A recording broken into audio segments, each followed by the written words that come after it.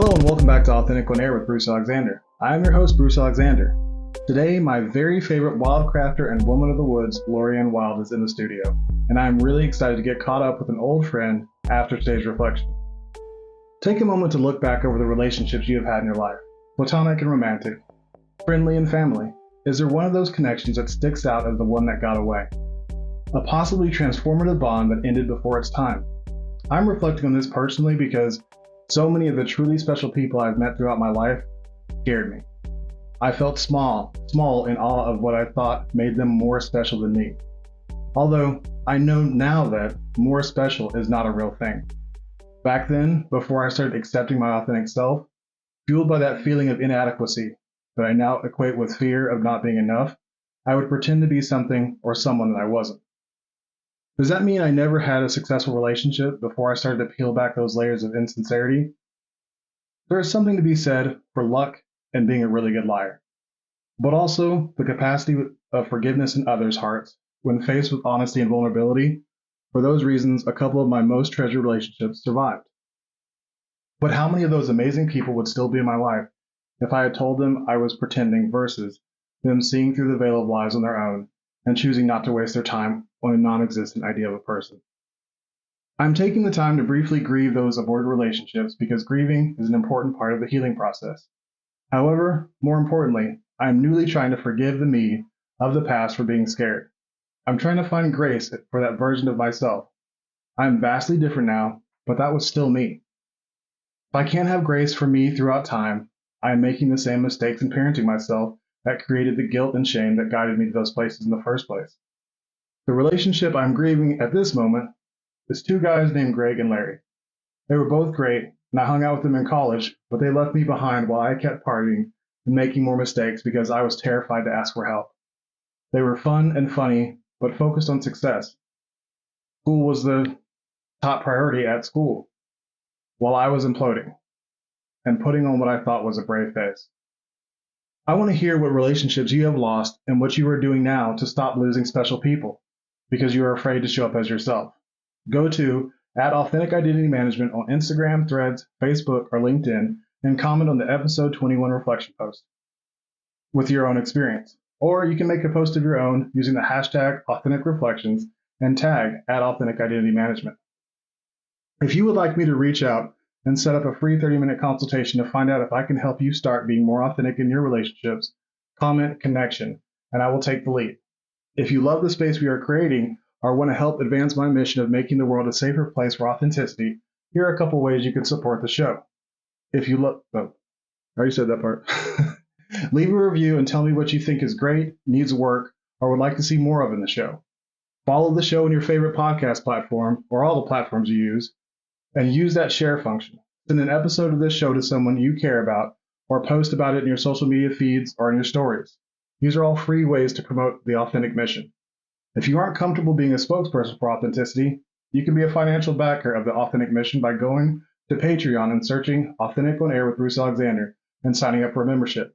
I'm dedicated to the work of this mission long term, but I would love your help in more quickly making the world a safer place to show up as yourself.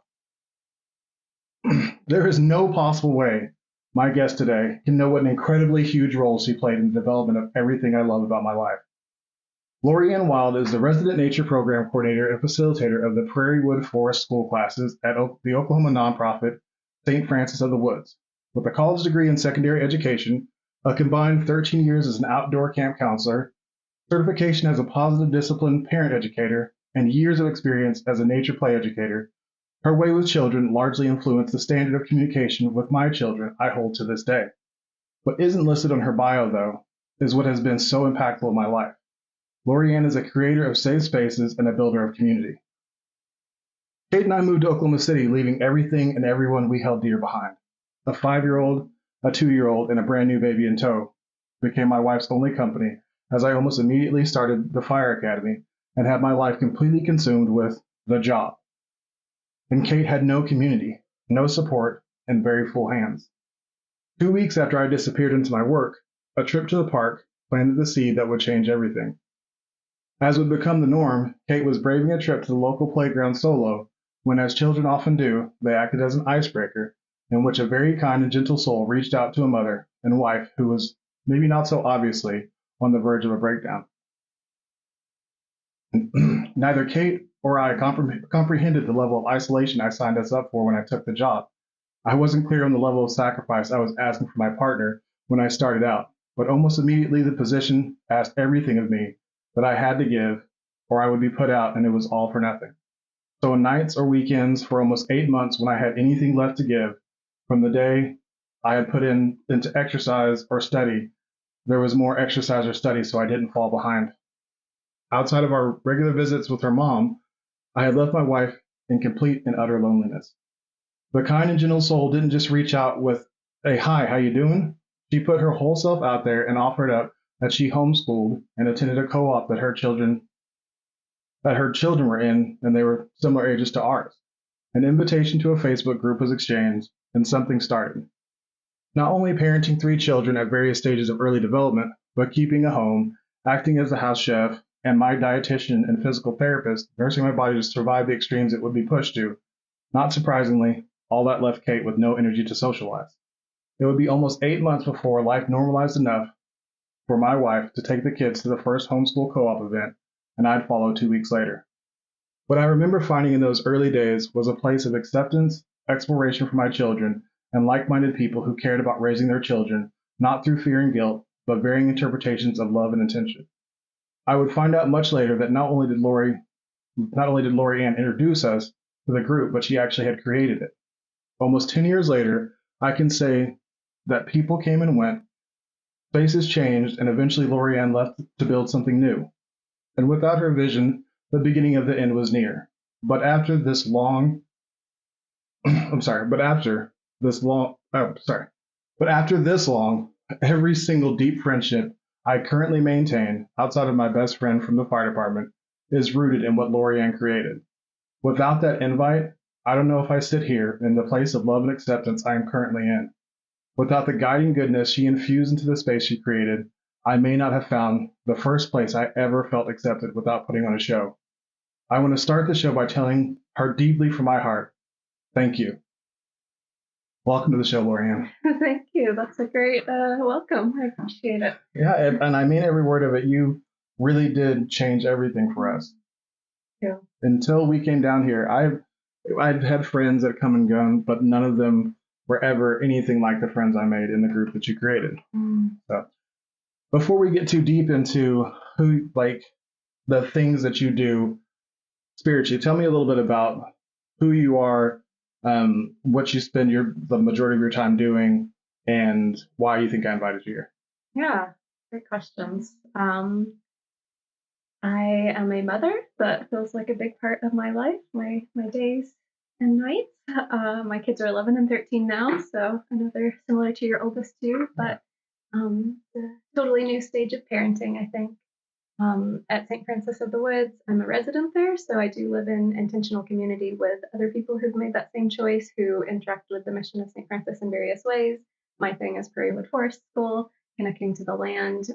So I have the classes themselves, but I've also got times that I'm tending the garden and the wild plants as well, with the intention of how am I creating a space that the kids will come and get these nature immersed experiences, sometimes their families, depending on the class they're in, or if it's a homeschool co-op, and really cultivating that. So it was actually special for me to hear you framing some of when we met as a space creation in that context, because I don't know how aware I was of it at that point in my life, but now that's very overtly like what I see myself as bringing into the world and into the Prairiewood Forest School and the St. Francis community, is creating the space where connection can happen, community can grow, learning can happen, finding confidence in spending time in the wilderness instead of fear, like all of those things that can happen there. But I really see my role as just facilitating the environment for that to happen, and then letting, in this case, nature be the teacher once they get.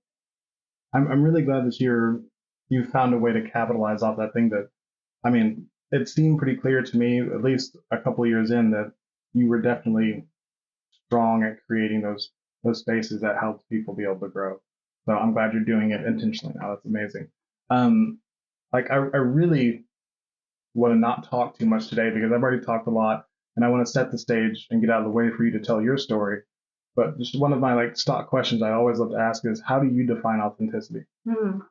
Yeah, I thought about that simply because it was the name of your podcast. And like, oh, what would that conversation be about? And I think I just settled on, for me, authenticity is when my expression in the world, or the way that I'm talking to people and the things that I'm doing with my time, are in alignment with what's going on inside of me. So that could be living in alignment with my values, but it's also, I think, something that for the past few years I've really been on a path is having a connection with myself so that I know what that is. So that when someone asks me how I feel, or when I make a decision about how I'm going to spend money or time, or make a purchase, whatever it is, like all the different areas of my life, I want that to be in alignment with what is inside me. And so how do I feel right now? I don't always know that.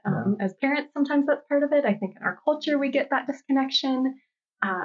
So much of just my past experiences before becoming an adult brought me to a place of maybe disconnection from some of that. And so a lot of my journey of authenticity is, okay, how do I feel right now? And what needs do I have right now? And what are my values that might apply to the situation? So being authentic requires me to know those things in order to be able to live in that way.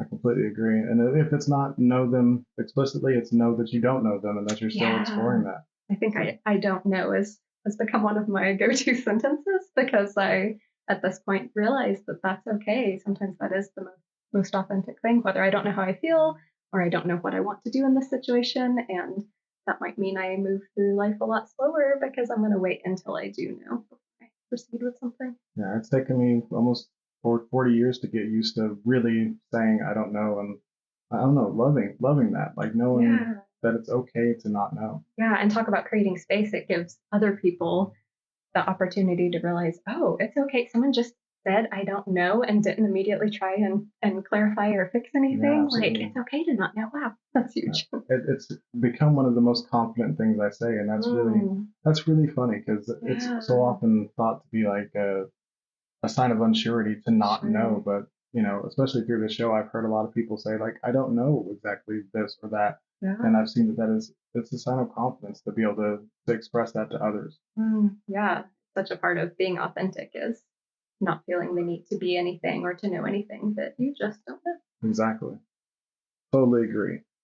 So you said that some of the experiences that you had in becoming an adult, can you like kind of highlight what some of those things are? Because I honestly don't know anything about your childhood, where you grew up, or anything.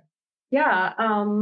So I lived in Chicago until I was 10 and did not have a lot of nature connected experiences there. My memory anyway of our school grounds was 12-foot high barbed wire fences around a blacktop, so you get to go outside, you've still got the sky above you, and maybe you hear a bird, I don't know, but definitely more of a concrete jungle kind of thing. But I did spend my summers on my grandparents' farm. They had acreage in Georgia, and I remember noticing the difference, how free I was able to be on those summer trips where, we have our big old egg breakfast from the eggs my grandparents just got from their chickens. And then we kind of get kicked out for the rest of the day. And, we'll call for dinner. And so there was a lot more freedom there than what I usually experienced. When I was 10, we moved to Arkansas, and it was for my dad's job. I really liked it. It was a smaller town and more playground opportunities. I was still in elementary school. So I was someone who did pretty well in school. Like, I am really good at figuring out how to do what the teacher wants, right? And so that felt like a real strength for most of my young adult life, getting good grades and being able to meet a new professor in college and know exactly what kind of things to study for their test. How is it going to be framed? I can just pick that up really easily. But the flip side is that I became better at knowing what other people wanted from me than what I wanted for myself. I think a lot about that in connection to the kind of education that I do now and how it's non-traditional. My students don't have to wait until bathroom time to go to the bathroom. And so they stay connected to their own body's cues for whatever needs to be taken care of. We have bio breaks where we say, okay, everyone, we're going to have a bio break. Just take a quick moment, check in. Did you forget bug spray? Here's some bug spray. Do you need the restroom? Do you need to wash your hands? Do you need to drink some water? What is your body telling you right now that you can just meet that need real quick before we head off on the hike away from these facilities or something like that. But I think it goes beyond learning how to be in the wilderness in a safe way for your body to learning how to be in your body at all times and not lose that connection because you have someone else. So there's those pieces of schooling that I think pushed me towards disconnection, just simply out of, I mean, I've taught in a public school, you have 30 kids each hour, you're trying to do your best, you're trying to meet everyone's needs. It's just a lot. And there's a lot going on where, you have to eat lunch, even if your lunch time gets assigned at 10:30 a.m. Right. Or if you've been on the bus since 6 a.m. and your class doesn't have lunch until 1 p.m., you're a little bit needing to disconnect from what your body's telling you just in order to survive in that setting. And so I think that plays a part in my journey, really wanting to please the adults around me and sometimes realizing that sometimes that meant not staying too in tune with what I actually wanted. Same thing with, choosing a paper topic or something. It was always based on what's going to make this person happy and what are they going to enjoy. So I think there was that. Going into college, I was still like doing well in school academically, whatever. I never thought of myself as like a super smart person, but I was really good at studying and again at figuring out which things to study so I don't just have to overdo it or anything. But so I enjoyed school all the way through. I enjoyed college. Wish I had maybe dug more into just the college experience. I maybe was on the other end of the spectrum of what you described, where I was like, all study, all work, all, kind of shunning the social opportunities because they might have been scary. And that was something outside of what I was comfortable with or what I knew. I'm not real extroverted. And so I didn't really know how to play that game or something. And so had friends and made friends, but maybe missed out on some of the deeper connections that it'd be cool to rewind and do that. But for the most part, I think it was just, I was moving through life in a way that was centered around what do other people want from me, and didn't realize that I could know those things and know what I wanted for me and find an in between, like what I have now. I feel incredibly lucky that my job is doing the thing that brings me the most joy and energizes me, and bringing community and nature connection and childhood development opportunities for all of these families. It just intersects really nicely.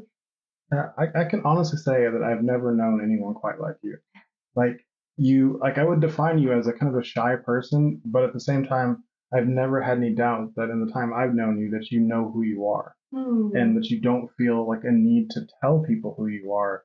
You just are that person.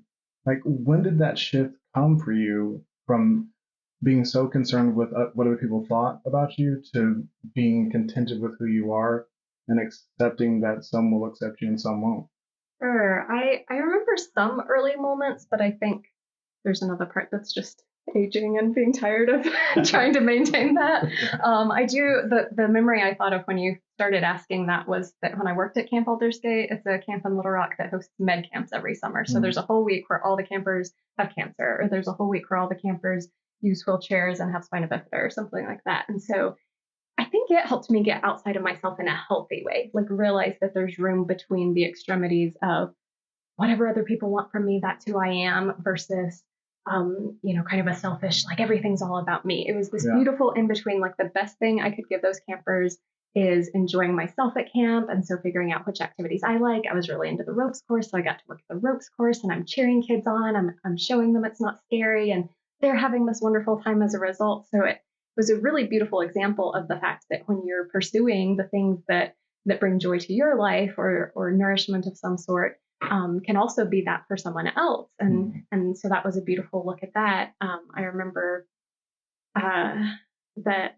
when I was, where was I going with that actually? I was remembering this moment of we had these supplies, maybe it was a rainy day or something, so we're going to do something a little bit different than normal. What are we going to come up with so the kids can still have a fun afternoon, even though it's raining or whatever? And I don't know, I think maybe I just had this early hint of the fact that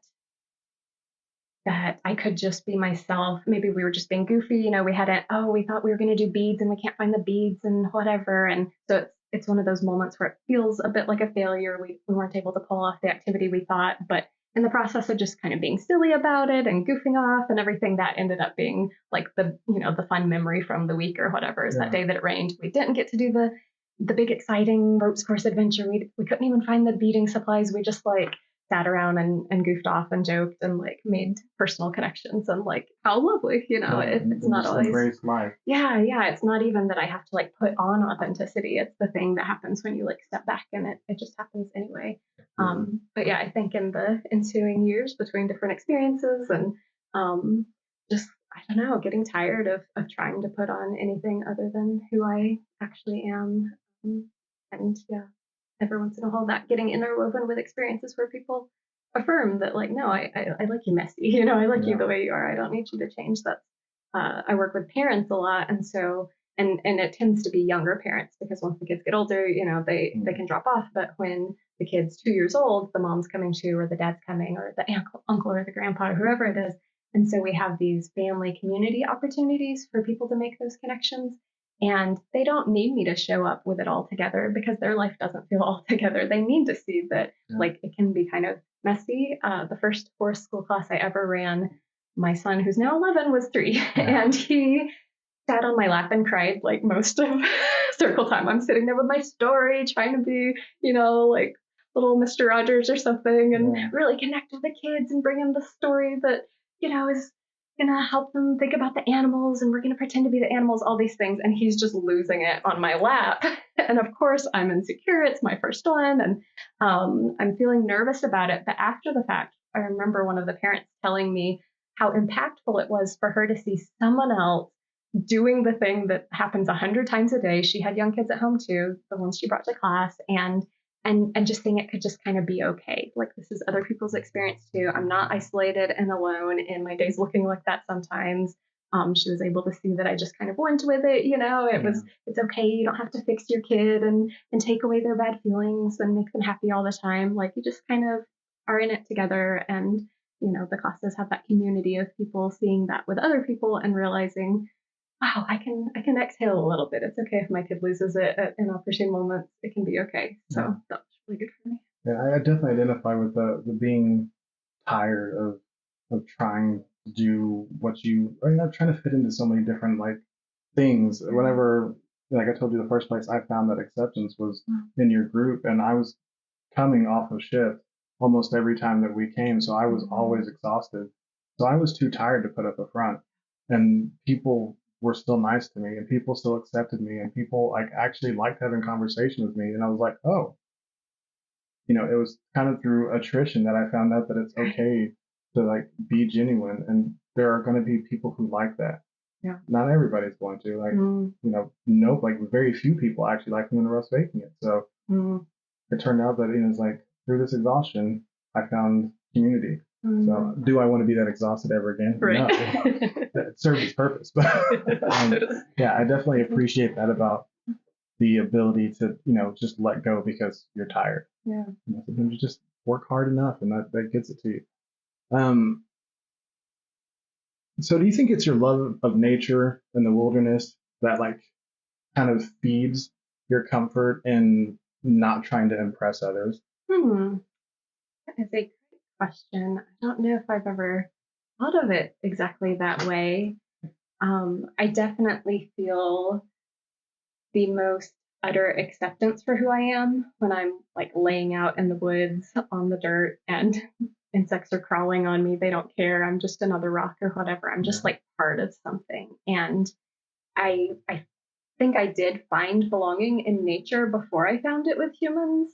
I think I would, hug a tree when I was sad and I'm crying, and I'm, at an earlier stage in my growth where I'm still maybe insecure about bringing that to a friend. Oh, I don't want them to think I'm too much. I don't want to fall apart on them. They're probably having a hard time. I need to like hold it together, but like the tree's not going to care, right? So I go and I hug the tree and I'm crying, and I maybe there's these branches that I climb up into and it feels like I'm being held, and it just felt like you're not going to be judged by a tree, right? Yeah. No one's ever gotten yelled at by a tree. And so as silly as that is, maybe that was like my first place where I felt like I could be at home. I know when I was a kid and I moved to Arkansas, our yard had 4 trees in it. There were 4 kids in my family. And so we each had our tree, and the pecan tree was mine. And I'd just climb up there and I'd read, or I'd stare at the clouds, or I'd just kind of exhale the day. No one was going to come up maybe with any needs or expectations or demands. I just could just be. Yeah. And so I do think that that probably was part of my bridge into that.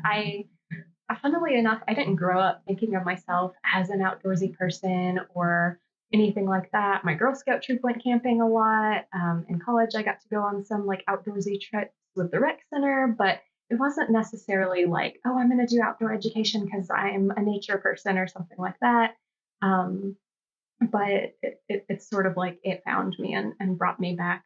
Working at the summer camp always reminded me of growing up with my grandparents. And there had been a time when I would visit my grandparents, maybe as like a preteen, that I thought, oh, one day I'm gonna open a camp to get kids out of cities and into the country, because I remembered those days of living in Chicago, but then visiting the country, visiting the farm, animals and dirt. And we had our Georgia pants, the ones that you were allowed to get covered in the orange clay, just like Oklahoma. And it was just such a different experience that I wanted more people to have that. So I thought of it a little bit.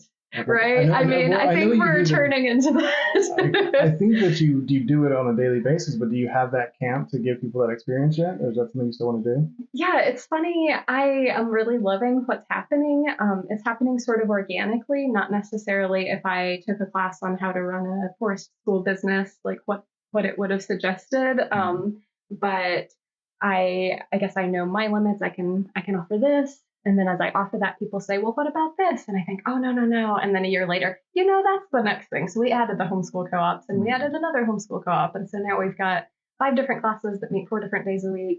And it feels like a really good balance because I do have other responsibilities at St. Francis. And we are kind of exploring that line of living gently with the land, and so not wanting to overburden it, cause erosion or anything. It's great to give the kids opportunity to slide down the mud embankment, but at what point is it switching over from a reciprocal kind of relationship to something where we're causing harm? And so, maybe camp is either in the future or just a new like evolution of what's happening right now.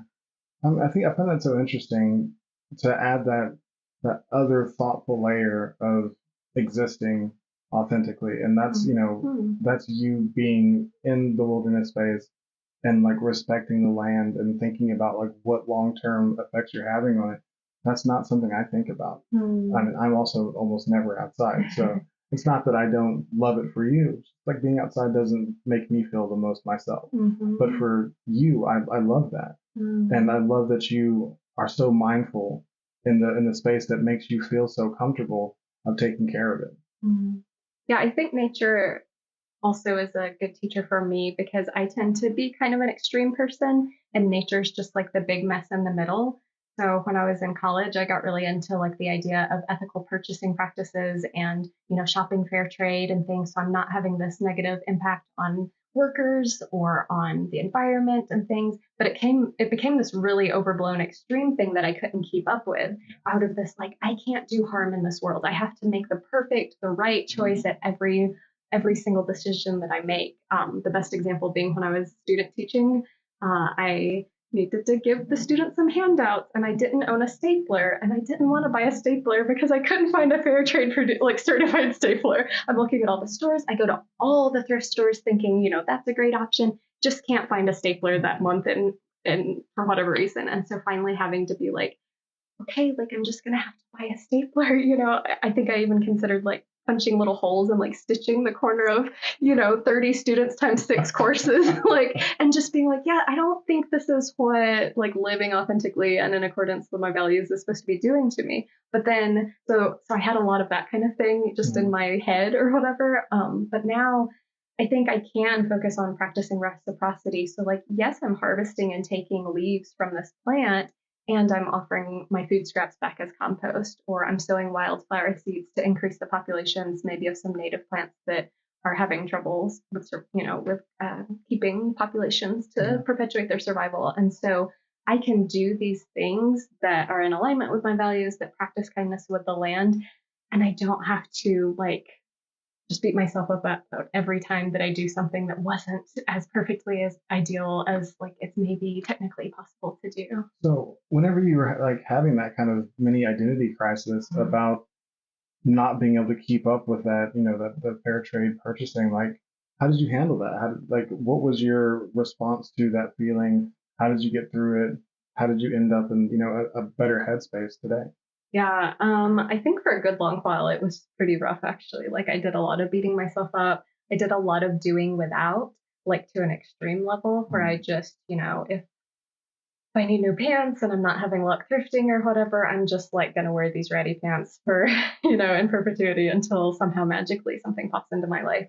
I think it's another one of those getting tired. When I had kids, all of a sudden it was like, yeah, it's really important to meet their needs right now, Yeah. regardless of whether I'm doing it perfectly. And, if I have to order the thing off a website and it's getting shipped to me and that's bad on carbon, like it's kind of important they have the thing anyway. So I'm just going to do it. So some of it, I think maybe went to the extreme of I just can't live the way I want to live right now. I did live in China when they were little, and so some of these things were actually easier because this is like, I don't know, the social structure is just set up a little bit better. Like for example, if my toaster oven died in China, I didn't throw it out. I took it to the mechanic that's on like every corner, and you pay him 50 cents and he fixes it. And so some things just got a little easier that way, but I think a lot of it was just like, maybe I do have to compromise on this particular desire because I can't, like where I can do without, I'm not going to make them do without if it's something, important. And so some of it was that, but I think then I was able to swing back into finding this balance. I think parenting did that for me in a lot of ways, just sort of like internal ethics wise or whatever, of like you do your best and you have these values and you work towards them, but it doesn't have to be you get it right every time. And now at Forest School, that's our motto, or we always say our only rule is to practice kindness. And the rule is not be kind and some like expectation of you're going to get it perfectly right every time. Sometimes you're going to hurt the other kid's feelings. We're going to repair that rupture. Sometimes you're going to throw the orange peel into the chicken coop before you find out oranges aren't good for chickens. We're going to try again next time. And in the future, you'll probably remember. We did have a erosion problem where we had a fun mudslide and it was the best thing ever. And then we realized, wow, that's a lot of trees whose roots are now exposed. What are we going to do to kind of repair that? And then where are we going to find to move that to where we can have the same fun without causing the harm? And so it's like a continual process of learning and growth. And I think that's a place I've been able to settle into, like over the last decade, especially of things like, it's not that I can't ever make a mistake. It's not that I have to just throw my values out the window. But maybe I just learn like one new thing at a time, figure out how to implement that one, and then keep going from there. Not trying. So were the same kids who had been part of the mudslide, were they part of the fix for that? Yeah, it's really cool, especially in our class that's for 9 to 15-year-olds. Wild Wonders is, we've shifted it to the 9 to 15-year-olds now. Yeah, so special. They do so much of their own like decision making around what's happening, even if it is like an interpersonal conflict, which tends to be the ones that are the hardest for me. I don't want to see a kid, have their feelings hurt. I want them to go home feeling loved and connected and like I really belong in this world. And so it's so hard for me if there's some teasing or some, picking on or something like that. But I've been able to see that they're really good at coming up with how to make those repairs. And that if they come up with it, whether it's the mudslide erosion or a kid's feelings, it's going to stick. It's not going to just be the thing they do when I'm looking. It's going to be like internalized. And so that class in particular, where their parents aren't there, they're on this new journey of independence. We've got some teens who serve as teen mentors. And so they've got some extra role models to look up to who are operating in this way. And they get to decide, what are we going to do this season? What project are we going to do to improve wildlife habitat? And what are we going to do next time that happens? Let's have a community meeting and discuss how that was hurtful for this person and what are we going to do instead? And it's really beautiful. It really makes me think humans were going to be okay. Like these kids, if they can figure it out, one day they'll be in charge. Yeah, I love that they're getting a chance to practice healthy conflict, have healthy conflict resolution, and also healthy decision making. Like that's something I didn't get until healthy until like in my 30s. I got decision making all dumped on me in college whenever I finally left my, pretty authoritarian parents. And, I then had to make decisions for myself and I had no idea what I was doing. Yeah. So they're already getting, exposure to that. And I think that's really awesome. Yeah. I had to read a lot of books to get to that point, and they're just like playing with chickens and figuring it out, That's so funny. Like I was thinking earlier today about, some of the skills that I have that I've often been like, oh, whatever, that's not a big deal. That, you just said, like, I had to read a lot of books to get to them playing with chickens. It's like, but honestly, it's working. Like, getting to that point, you put in a lot of work, and you should be like happy that the result is them playing in the chicken coops and them being able to resolve the issues. It's a really big thing that you've done and been able to create. And so I'm going to kind of get into how it happened. So first off, tell us, me and the audience, what St. Francis of the Woods is, how you became linked up with them, and then like what they had and what they have now. Oh, yeah. So St. Francis of the Woods is a nonprofit retreat center in Coyle, Oklahoma. It was started 40 plus years ago as a place for people who were, I think they worded it, sojourners on any spiritual path would have a place to get away and find solitude and silence in nature. So that sounds very different than what my classes sound like, but it's really beautiful how in a lot of ways it's the same thing. And so they have retreat cabins that they've had since they were first founded. People can book a bed or book a cabin where they can, people come out to have a spiritual prayer retreat. They just want to do nothing but pray all weekend. And we've got little lanyards that say, I'm in silence or whatever, so no one's bothering them. They can go on the trails. It's almost 600 acres. And so there's lots of room to find your own space and just kind of commune with nature or with whatever, is meaningful to you. Other people come out and they have like a photography workshop and they're excited about learning this new skill or practicing. We've got beautiful sunrises and sunsets. And so there's that. So there's a lot of different ways that people can, what is retreat for you? What is retreat for this person? It looks a lot of different ways. There's a community center, there's a library, there's a chapel. And so there's a lot of different spaces that might be the way that people intersect and like find retreat, find space for whatever it is that is going to be nourishing to them. So I first went to St. Francis of the Woods in 2018, and they were hosting a wildcrafting walk. And it wasn't my first wildcrafting walk, but I had not been out to that property before. I hadn't even heard of it. My friend told me about it and coordinated this for one of our homeschool groups. And so I went and visited and immediately fell in love with the land itself. It's right where the cross timbers and the prairie are intersecting, like everything that's beautiful about Oklahoma, all our biodiversity. They've got birds that you usually only see east of there or usually only see west of there, and they're all living there because of this habitat diversity. They've been protecting it. They garden but don't spray, and that's been going on for quite a long time. They did a prairie restoration project, which helps bobwhite habitat and some other little creatures that don't have a lot of opportunity left when cities get built and things like that. So it's really beautiful. They have a lot of ecology things going on as a result of that, of just really wanting to protect the land. The first time I walked on the trails, I was struck by how much like Arkansas they were, really moss covered. And you don't see that a lot in Oklahoma because it's usually so dry. And so just a really gorgeous place. People set foot on it and go on and on about just how nourishing it is to even be on that land. So I felt that way about it too, but it was about an hour from where I lived, which is not far from you. And just felt like a long drive, and I had forest school classes going on at parks around Oklahoma City that worked for me. It was 15 minutes drive from my house. I could tell that the land there was more ideal for it in different ways. But yeah, it wasn't something I was going to be up for making the drive every day or anything. Mm-hmm. So they at the time had an art academy program. Coyle Public Schools, where it's located, don't meet on Fridays. It's one of those districts that just doesn't have the funding to keep the electricity on 5 days a week, I guess. And so they meet Mondays through Thursdays, and then Friday parents are kind of left finding a different option. So they had an art program where they would have a guest artist stay in residence and have the kids come out and do some kind of cool art project. So we attended that sometimes. And then I started bringing classes from Oklahoma City out. We would do field trip days out there, usually working in the garden or helping plant native trees or something like that. And it was always really beautiful. And I noticed once someone went for their first time, they would come back. But it took a while to convince someone to go for their first time just because of the drive and stuff.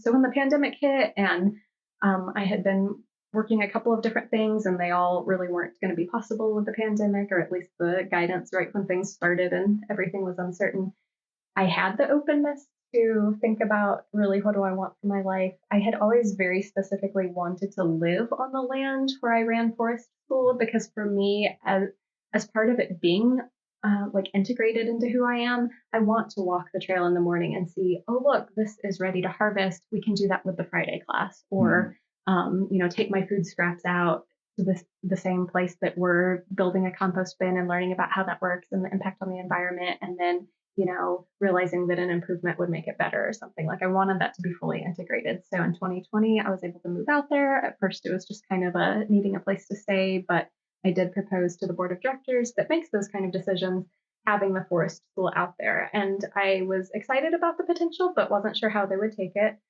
Just because it was different enough from what they had done previously, but they were very excited about the ways that it met their mission. Before you moved out there, you had no plan you had a plan, but you had no commitment as to how you were going to extend your stay as a person working on that project. Yeah, so before I even thought to move out there or thought that I might, I had been trying to, like every year I was just saving up money to buy property to run a forest school on. And I was going to live in it, just buy some tiny house and stick it on there, live in it, and then have the forest school on the land. And I don't know what exactly, like how aware, if at all, I was of, well, if I moved to St. Francis, then that would be an option, because it wasn't even necessarily something I was aware could happen. I think it really needed the trigger of the pandemic to be like, everything's up in the air. Things could go any direction. Who knows what the future holds? Let's do something a little wild. Let's move an hour away and see if this retreat center would be willing to host a forest school. Because if they are, that's really an ideal collaboration with a nonprofit. They've got artists in residence. They've got staff that can do maintenance tasks. They've got the bandwidth to really make it everything that it could be. So it was really beautiful that it. So now you are an entity that exists on the land of St. Francis of the Woods. Are you considered part of the St. Francis of the Woods mission, or you've been totally incorporated into that? Just like the Prairie Restoration is a project of theirs, and the church is a project of theirs. Prairiewood Forest School is one of their projects. It's fully integrated. They give me a budget for deciding on, what materials we just got a new fishing net so we can go catch tadpoles when it's season and study them and release them. And it's all fully integrated in what they're already doing.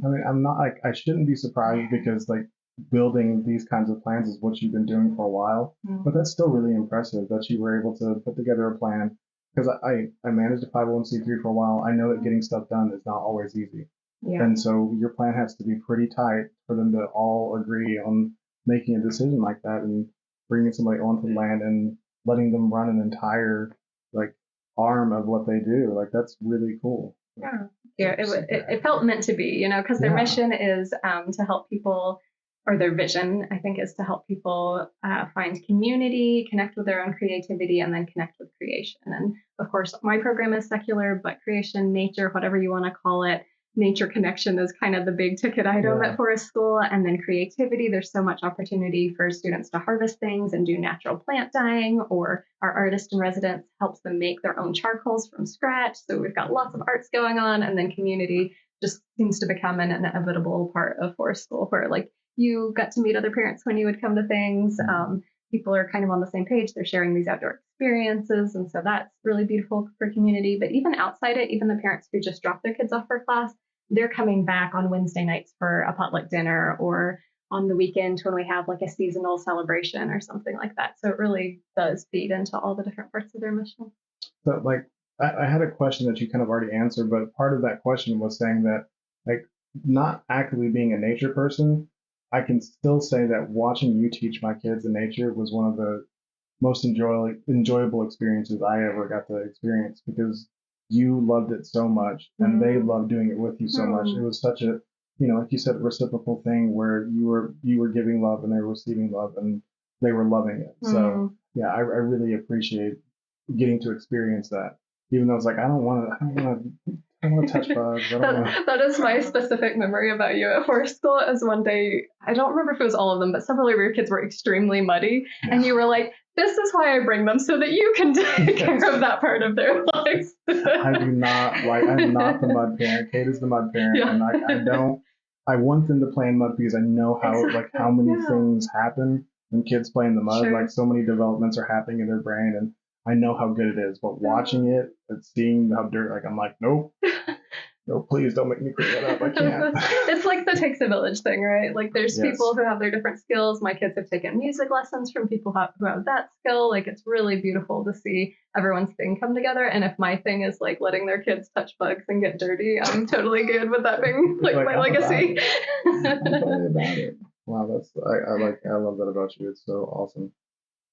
So, sensitive topic. You can talk me off if people don't want to talk about it. But I knew you first with your husband.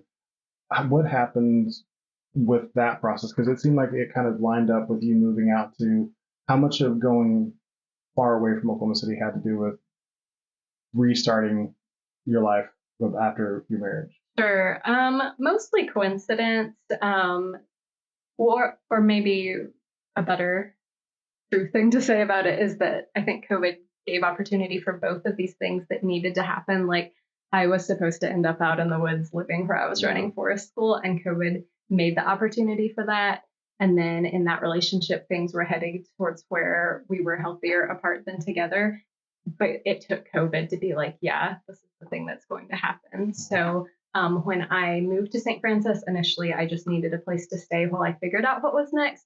I didn't go into it with the expectation that living at St. Francis was what was next. Right. That's kind of a like beautiful detour that intersected there, but it wasn't like planned out or, oh, here's a way I can get out of this relationship or anything. But it did work out nicely in both of those directions. One of my favorite quotes is, "Life is what happens while you're making plans." Like you were trying to So figure out what's true. next, and Yeah. like everything was falling into place Right. for you to be exactly where you needed to be, and that's I'm so thankful for you for that. So, can you do me a favor and tell me in explicit detail about your grounding time in the woods? So when I say that, I mean like walk me from the moment you decide that you were going to go out and get some grounding time all the way through completion. Like no details too small. Okay. So I'll just pick the most recent time and so I give true details. I move very slowly. It's funny, actually, if I go hiking with people that are going hiking, I have to remember, like, oh, as outdoorsy as I am, hiking means like making progress at some pace that is not mine. Even like walking out of my door, because now I do have the woods right outside my door. And so I'm usually able to just walk there. But it's very slow. I walk out my door and I think, do I want to go east, up the hill where I can see the neighbor's cows? Like, let me take you back even further. Yeah. How do you decide what you're going to wear for grounding time? Like, do you put on shoes? Do you go barefoot? I really want to get into it. Yeah. Thankfully, it's pretty standardized, so it doesn't take a lot of thinking. I'm always going to wear long pants just because we do have poison ivy and ticks and even venomous snakes. I'm going to wear socks even though I don't like to, and tuck my, have things tucked in so that I don't have tick pads to my skin.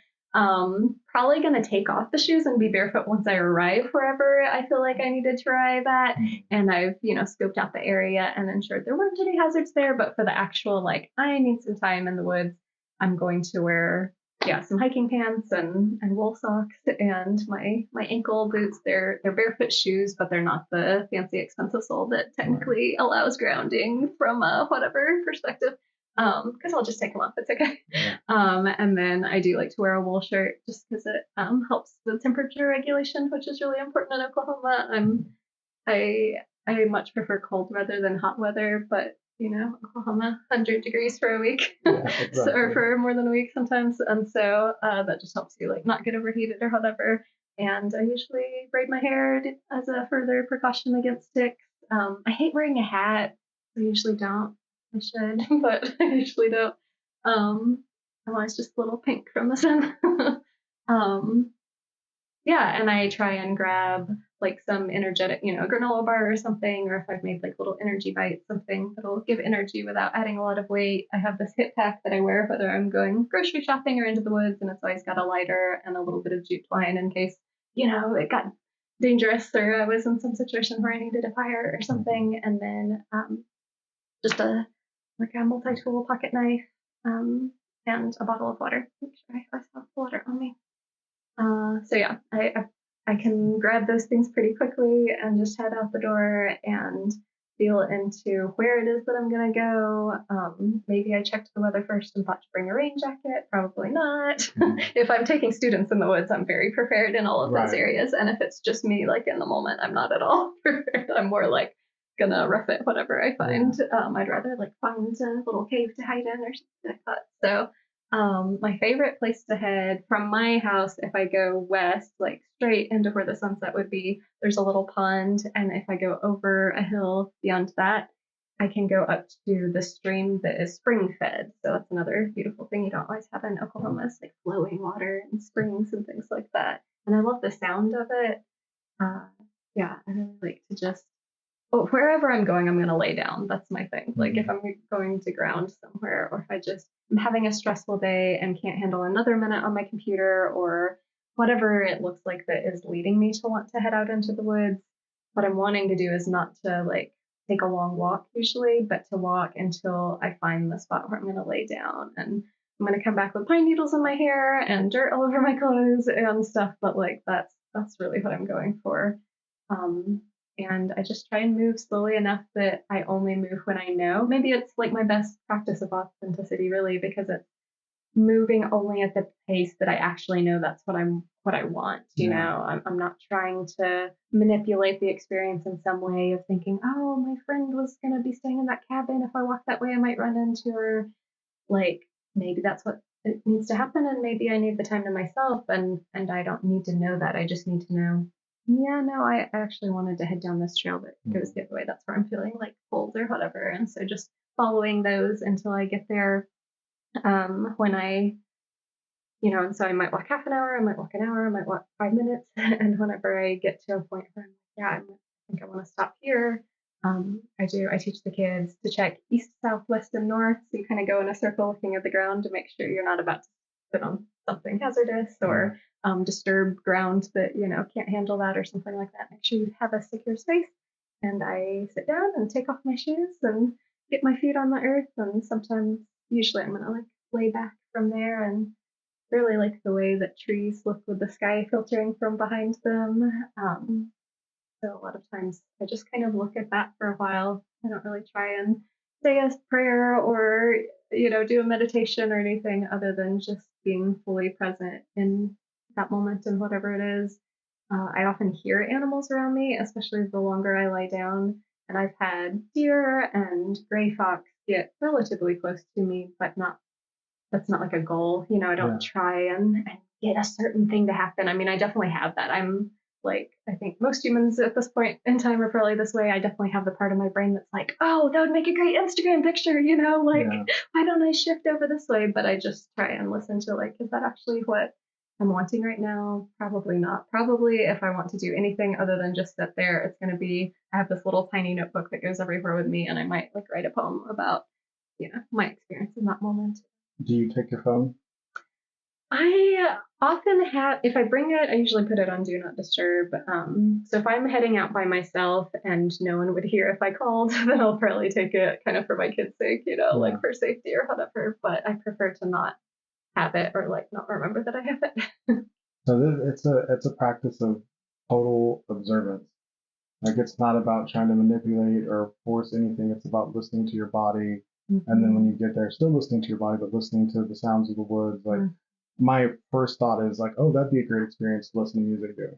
Like I love listening to music while I do things, but I'm also very unconnected to nature. So thinking about that, it's like maybe you should listen to nature a little bit more. But for you, it's much more about just listening to what's happening and just taking it in and not trying to create anything from it. Yeah, and sometimes I will sing, like making up kind of the way you'd sing to a 3-year-old, like what you're seeing and stuff. And one of the most magical moments, I do have a little pocket fife because I play flute, but I have a little one you can bring camping. It's like plastic and $9. It's not a big deal to have it in the woods.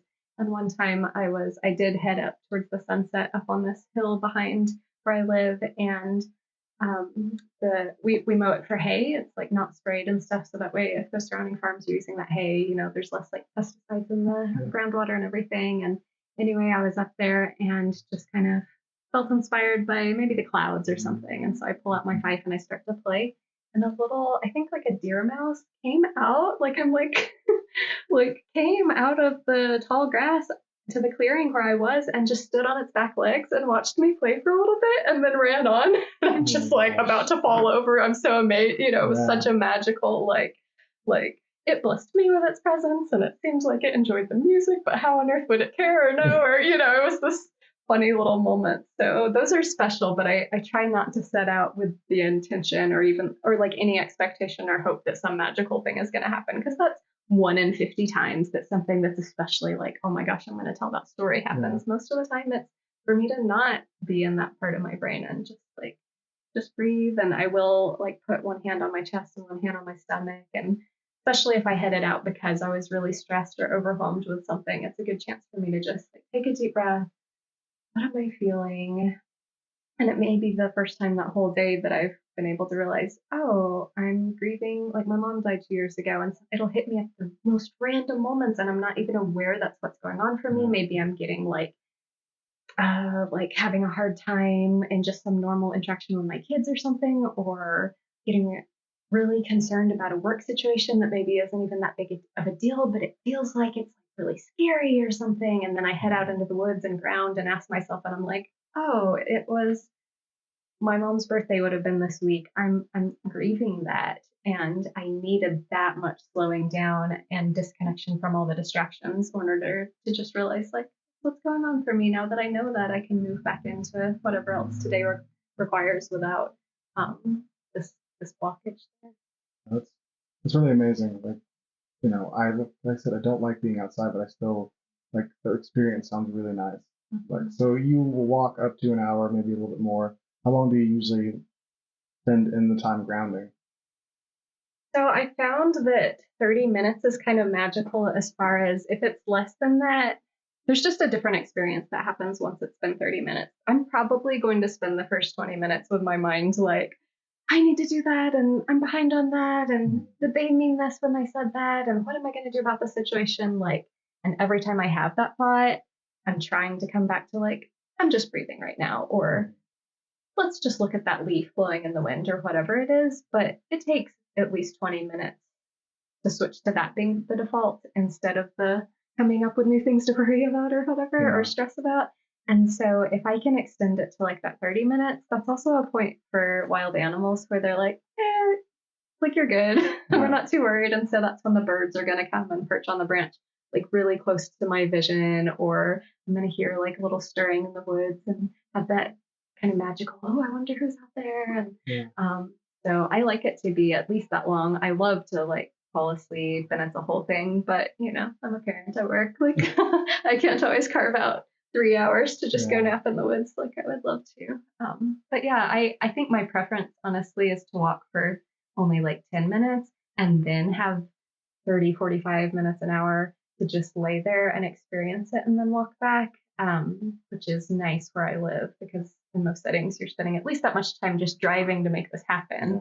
And I do think it's a thing you can have like your favorite little corner in your backyard where maybe you grow some tall stuff around it so you're kind of cozy in there, or you know, for some people it's like a blanket fort on their bed or whatever. I don't think it has to be outside, but it does have a magical piece for me that is a little different than other options. That sounds amazing. So what is the walk back like? Are you still trying to take it slow as you're walking back? On the walk back, I'm almost always like kind of excited. Like it's like I just refueled and I'm probably moving a little quicker. I'm just not thinking that much. I'm just kind of like I'm here and I'm probably smiling to myself a little bit because I feel better about all the things that sent me into the woods worried about. And it's not like I come up with solutions or anything. It's just like, you know, it's going to be okay. Like if I can just lay in the woods for 20 minutes even, like if I can have that moment in my life ever, everything else is going to be fine if I can feel like this. And so I feel like I have like a spring in my step, you know, or like I'll skip like a little kid sometimes when I'm heading back. I hadn't really thought about it until you asked that though, but I was like flashing through the last dozen times I've done it. And I feel like I always, if someone was home to see me come back, they'd be like, did you just win something? Like what's going on?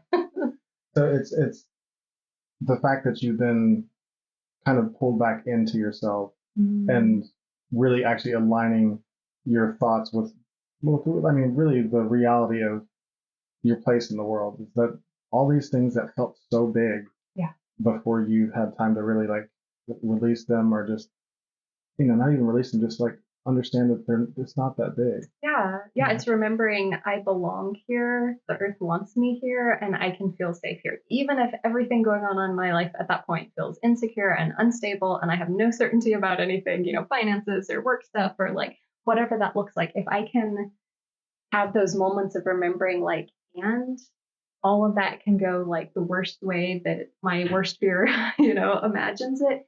And I will still be a part of this earth, and I can still hug a tree, so I'll be okay.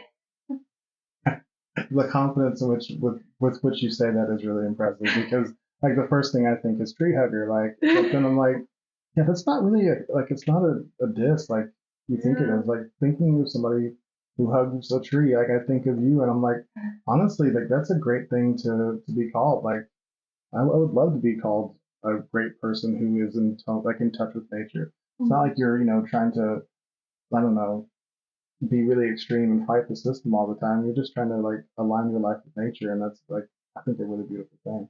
So, like I said, jealous to a degree, but I'm like, also I could try harder. Let's say that. People often ask me if I'm ever going to offer forest school for adults, and I'm like, I think one of these days that's going to happen. I think the need's there. I'm pretty sure that would be a pretty big hit, just because you are such a calming person, like, and just the idea of you helping people like me kind of feel comfortable in that space sounds appealing.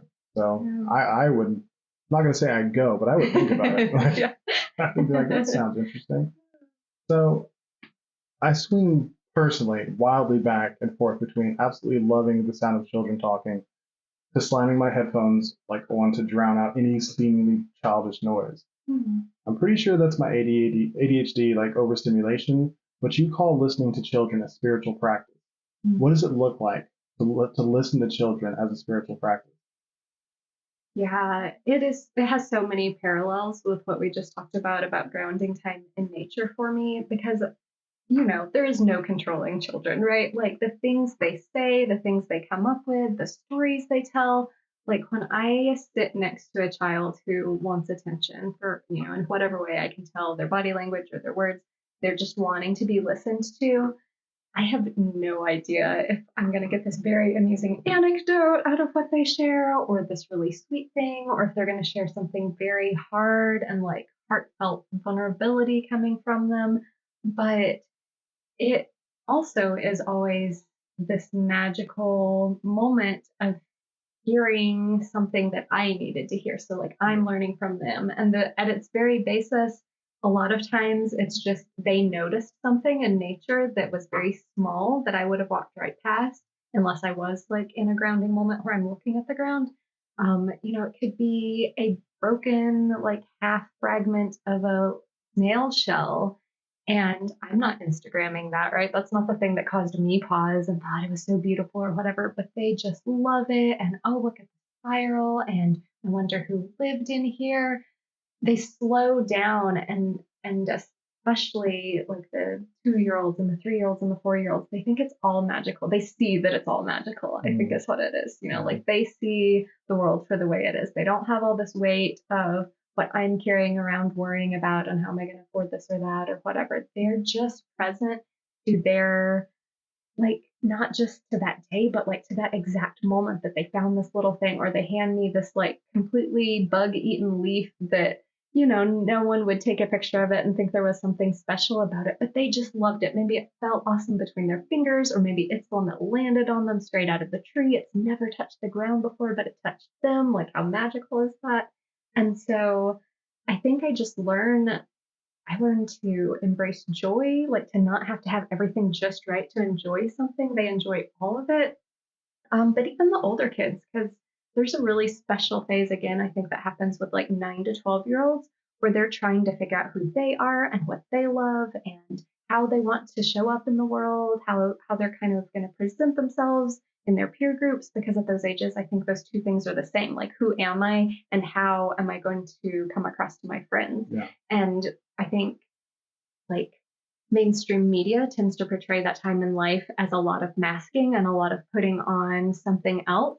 But I don't know that it's a bad thing. I don't know that they're trying to be fake or try, of course, there's the trying to fit in. We all want to belong. But I think they're just trying out a lot of different things. Am I into nature? Am I into bugs? Am I into birds? Am I into video games? Am I going to complain all class long that there's no video games? Like, some kids just need a day like that. Yeah. And I don't know what they're expecting to be met with. It just depends on other experiences they've had with adults. But when instead of being like, shut up, we're at forest school, we're unplugged here. If I'm like, whoa, that sounds like a cool game, tell me about it, or whatever, and I just give them the space to be heard, there's this beautiful moment of realizing like this is how the world is going to recover from all the like hurtful and hard things that we've got going on, is just listening to other people. And it's not to say that I don't ever think I'm so done with hearing about Pokemon after 3 hours of hearing about Pokemon. But maybe there's a lesson for me in that too. Yes, I definitely understand that feeling of having heard, all the, yeah, no, I'm not going to go into that. But I know we've all felt that, yeah. So, I love your ability to learn from all these different situations. You're learning from nature, you're learning from the children, you're learning from the other adults you work with, and there's no like, I don't know, I don't feel like there's any pretense. You take all that information in the same, and you mull it over, and you either apply it or don't. It's just like it's all information that is all equal. Is that correct? Am I like? Yeah, I mean, maybe to too strong of a degree. I think one of the things that can be my struggle, my growth point in this type of thing, is that balance between taking that in and holding to myself. And so I was in college when I noticed like everything I read, I was like, this is it. This is the truth. Like, this is so, because if I identified with any tiny little piece of it or saw any little nugget of truth, I wanted to embrace it and take it in. And I think that that's a gift that I have in the world, that I'm able to, I hear a 2-year-old say something and it's meaningful to me, or I read, a kid's book that I'm just reading to them at nighttime, and, oh, I've got to write that in my quote book. That was so meaningful, or whatever. But there can be the degree or like the point at which I'm taking it all in without discernment around like, what is it though? And I think I read a lot partially for that reason. So I have a lot of different experiences. I want to, I feel like I've mentioned Instagram like 4 times today, but like I follow a lot of like psychologists on Instagram and like betrayal recovery groups and like different things where I'm getting information from different perspectives so that I can realize like, okay, just because I read this and it meant something to me, it could actually be harmful to someone who had a different life experience that I did. And so I need to learn these things too, so that I can apply that level of discernment and wisdom, so that I'm not just taking everything without any kind of consideration. I have to remember that like mother animals in nature, they don't just like let their babies scratch them in the eye, right? They bite them in the ear or something. Yeah. And like, humans, we have different ways that we can set boundaries, but those are still important, whether it's like my own boundaries around my time or the things my kids are allowed to say to me or something like that, or whether it's like, well, I really appreciate this one poem that this author wrote, but they also said these really harmful things about people. Yeah. And so I'm actually not going to continue to choose that as a person I'm learning from. Yeah, that makes total sense. And I'm not going to say that I'm great at that. Like I'm generally pretty much the one who's like, I learned this, I like this. Okay, I'm gonna go with that. And like I will continue to learn. And I try to let myself be shaped by, I've recently gotten much more into saying that I'm being shaped by other people's opinions. Not that I'm going to change for other people's opinions, but I'm gonna take that thing in and decide if it's something that does reflect me, and if it doesn't, I'm gonna let that experience, kind of guide how I move in dealing with that person in the future. Because if that was their perception, then there's some feedback somewhere in that communication model that I'd like to remove, so they actually are able to see who I am. Yeah. So it's a very new thing. I'm still working it out, but I like the option to just try to learn from all the different stuff I take in and take in more.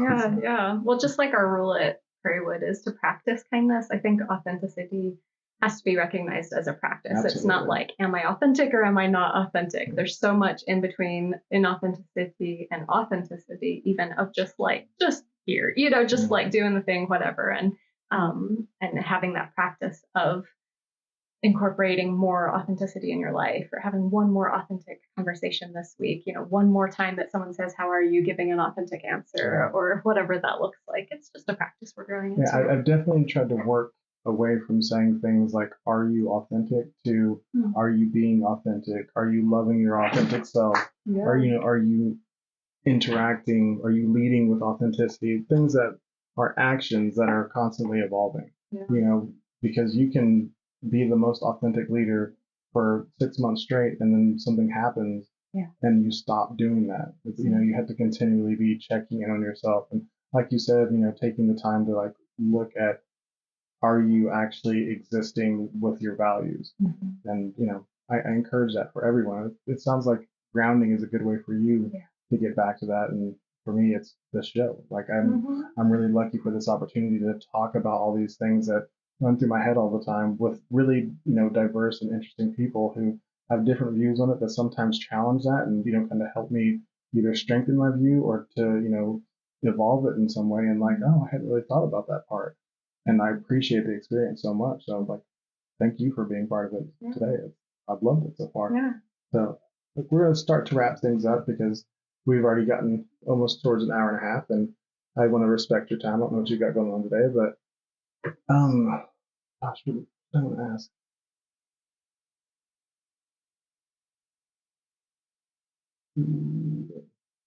So what are you working on right now? Are you developing anything new? We kind of talked about some of the things that you do at St. Francis of the Woods, but is there anything right now that you're working on that you'd like to talk more about? Yeah, my current project is I'm trying to develop something for 9 to 15-year-olds. I haven't talked about it much, so I don't know if I have great words for it. But, if you're in Scouts, or there's different programs where you're working towards learning a certain skill, maybe you want to get your knife safety skills, or you want to learn whittling, or you want to learn how to build a fire or something, but there's all these steps that need to happen along the way to get you to that point. We already do a lot of the students deciding what challenges they want to accomplish or what skills they want to create, but I'd like it to be a process for them that's a little more reflective, maybe give them a chance to, so they're already owning their learning opportunities, but for them to be a little more aware of that. So I'm trying to put together all the different things that kids tend to want to do at Forest School once they're starting to make those requests. Whether it's, the most common request I get is the kids want to make lemonade. It's every kid has heard that it wants, that we have made lemonade at Forest School, and so they want to do that. But it really turns into this whole experience of they learn how to hold the knife, they learn how to keep the knife safe when you're out in the wilderness and making sure that someone else doesn't come across it in a hurtful way. And then they're learning math and measurements of figuring out how much sugar we want to go in there or something. So whether it's that or it is a bigger thing forage mushrooms and cook them over an open fire or something, I'd like to break that down into pieces where it's accessible to them to decide, I want to do this, but in order to get myself to that point, I need to learn this skill. I think it's so valuable for them to learn how to be learners and also to learn, because like I said, we already do this kind of for the week to week. Oh, we want to build a birdhouse or this or that. But those bigger things that kids get excited about, but then maybe fizzle out before they get to the end, Forest School really provides kids with an opportunity to extend their own sense of resilience and endurance and perseverance at something. And so I'd like to have, I don't know, I imagine almost like a little passport book or whatever. And they turn to the page that's I want to cook the thing over the fire. And they say, okay, to get to that point, I'm going to ask if I can learn how to light a fire without a lighter, or, use a flint and steel or whatever, or the stepping stones along that, so that they get the sense, not only have I planned it and I learned the steps to get there, but I know how to know what I want to do and then how to get myself to that point. Yeah. And I'm incorporating it with art and nature journaling. I imagine the end result, rather than being earning badges, we don't do a lot of rewards-based system in forest school because we do want it to be really intrinsic motivation. But instead, you end up with this book that's almost like your own nature journal of your wilderness experiences and skills, where you drew or you took pictures and you collaged it together and you wrote a few words and you check marked off what date I, first successfully lit a match for 20 full seconds, like held a lit match for 20 full seconds or whatever. Because then it gets to intersect, oh, I'm scared of fire, but I learned this, or oh, I don't know how to do this, or whatever it is. So do you think that'll be like a situation where you give, here's 40 of the things that I could offer, and then they get to put together a program based off of that? Or are you expecting them to completely start from scratch and kind of? Yeah, what I've done so far is taken all the things that we've already done or that they've already requested to do and making like a little page for that. And then I think during the rest of this year, every time they come up with something, I'll do the same thing. So like if it is make lemonade, just list out what supplies we need and what ingredients we need and what the proportions are or whatever, and then let them figure out, okay, we need to learn the knife things and everything. But I can see it growing past that. I definitely want to have, like totally blank pages where it's like design your own challenge so that it can keep growing and evolving. I don't expect it to ever be stagnant. I was thinking we'd pick 5 native mammals and you're like working your way up. We decided to put them in order of stealthiness because that's another good nature skill. You're not going to see birds if you're stomping through the forest noisily, And so start out with like something you see pretty commonly, like a squirrel or a deer or something, and have a little booklet for those skills, and then you like level up to the next animal. Did they decide that categorization? Yeah, my 2 did. I love the way that kids like categorize things. Yeah. They think so differently than us, I mean, not all of us, but like usually we're used to certain categories being like, well, yeah, we're going to go with, size or, the different kinds of, like, are they feline or whatever. And they're just like stealthy. Yeah. Yes, that's so much This better. is the wilderness goal. This is so much better. I love that. So cool. So is there any part of your connection to your like existence in nature that you feel like if you could bottle it and give it to somebody else would apply to many other aspects in life? Like any tips or like life hacks that you would say? Like the one that I can definitely take from what you've said so far is like slow down. Yeah. Like slowing down seems to provide a lot of different kinds of clarity for you, and I think it would for a lot of people. Is there anything else? The one that I mentioned of before you sit down in the wilderness, first looking east and south and west and north and seeing what's there and what that might mean for you as far as do I need to pick somewhere else to be.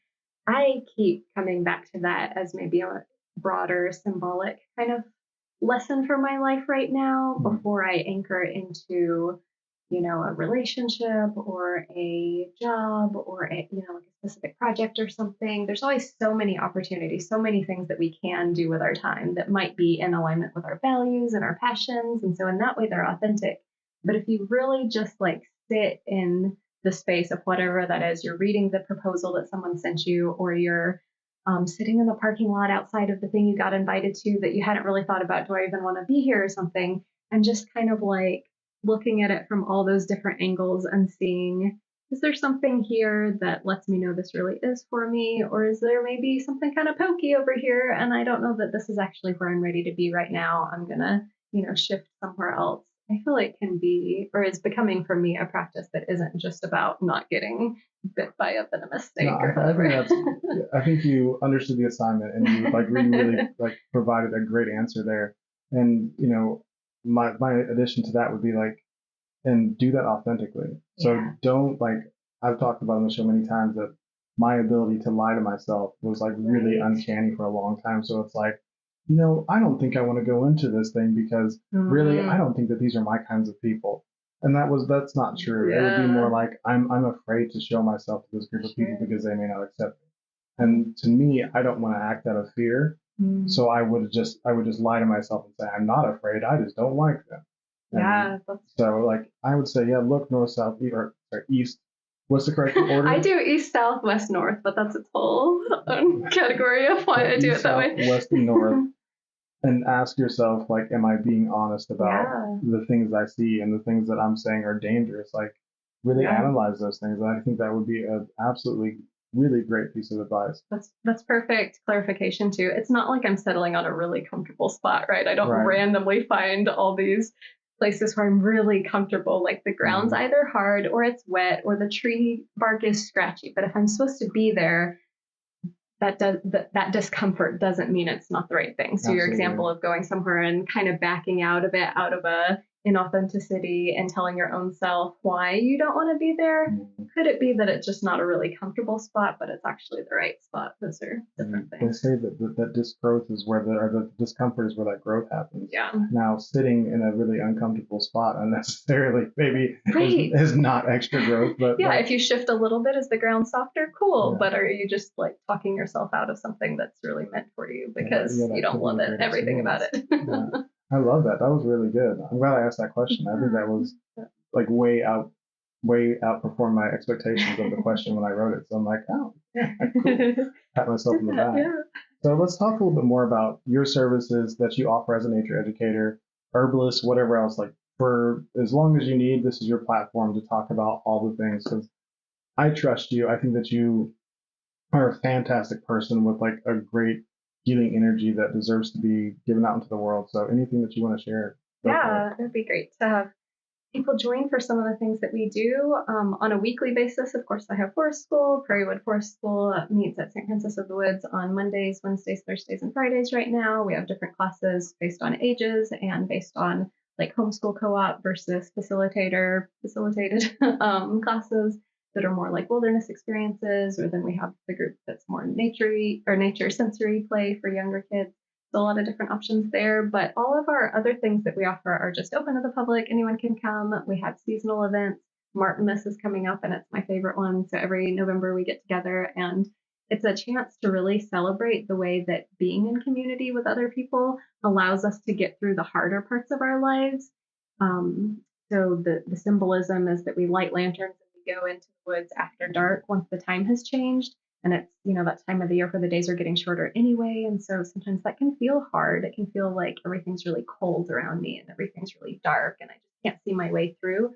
And so to remind us that we don't have to, we can look around and, if there's 30 of us and we all have lanterns lit, that's going to help us see our way on the trail. But that's like a real good symbol for what that looks like in our life, joining together with other people and just seeing the light within each other. We do a coat drive as part of it to bring that warmth in a really practical way. And so you bring, gently used coats or boots or mittens or hats or, whatever, some nice clean socks or something, and we'll donate that to a shelter. And so it really gives kids and adults the opportunity to see that we can transform this world and we can take the parts of being human that are harder and do something about it to make it a little bit brighter and warmer.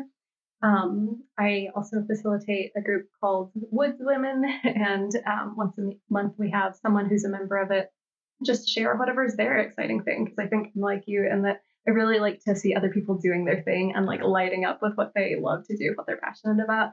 And so like this month, someone's coming in and leading a yoga experience. And last time we had someone who also had worked at a forest school and we did fairy house making for grownups, so we have a group for that where people can join. We, whether through our website, stfrancisofthewoods.org, or our social media accounts, we're always posting upcoming things. And I think those are the most like consistent ones, but we'll have other events, do farm to table dinners and wildcrafting classes, especially in the summer. We tend to offer more like one-off. You can just come and sign up and take it from garden harvesting all the way to the thing that we taste and eat, or same thing with wildcrafting or music or creative arts, where our artist in residence helps people make their own art supplies and then walk through nature and find something. And I'm just kind of facilitating the forest school feel of the entire experience, but we've got all these other people. We have our beekeeper, and he'll do some stuff where you get to come and harvest the honey and see the inside of the hive and everything. So it's pretty cool. Very cool. I love it. That's awesome. So if you could look into the future, how far into the future would you be happy to look and still see yourself doing the same things you are right now?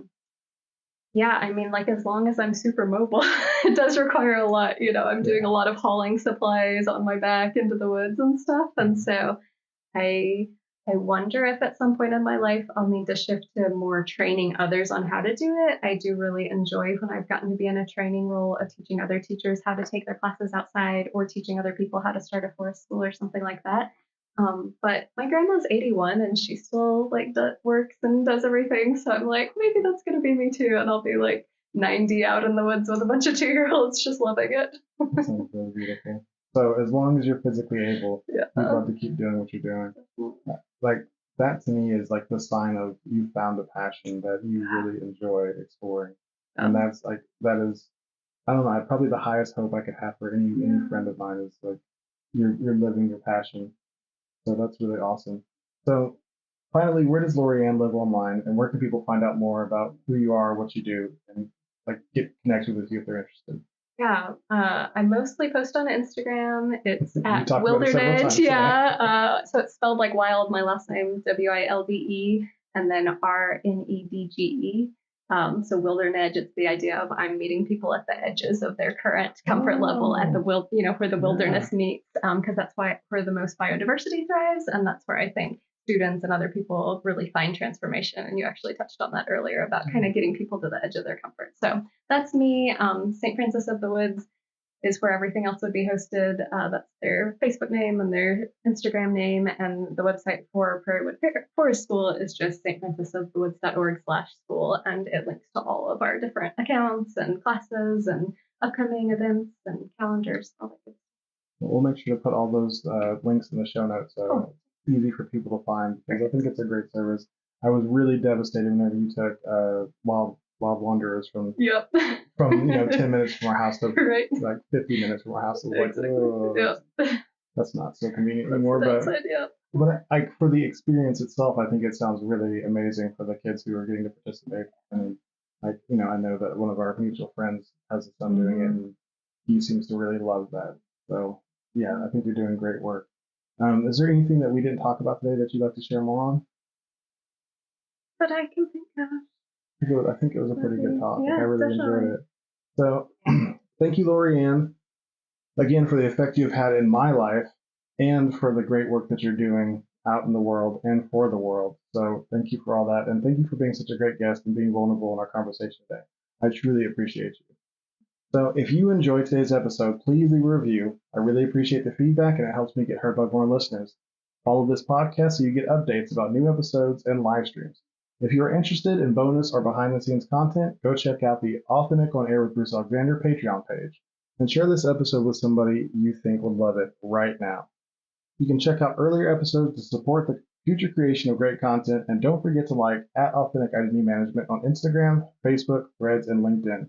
You can also head over to the Authentic Bruce YouTube channel for podcast video and impactful clips from my conversations with these amazing guests. Finally, if you are struggling to show up as yourself in your content, your work, your family, or your life, I would love to help you. Authentic Identity Management does authenticity and identity coaching to help you align your true self with the identity you share with the world.